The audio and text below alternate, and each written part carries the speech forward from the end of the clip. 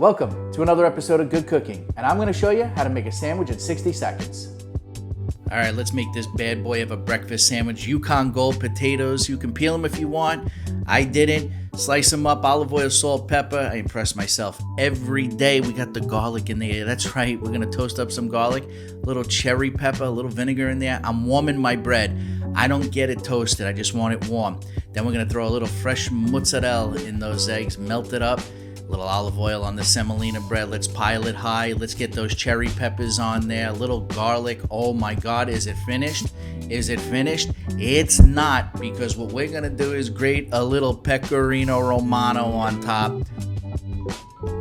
You know, I was already thinking about doing this sandwich, and then Lindsay and I went to Uncle Paulie's Deli in our neighborhood today, and Christian Petroni was there making this exact sandwich, and I knew I had to do it.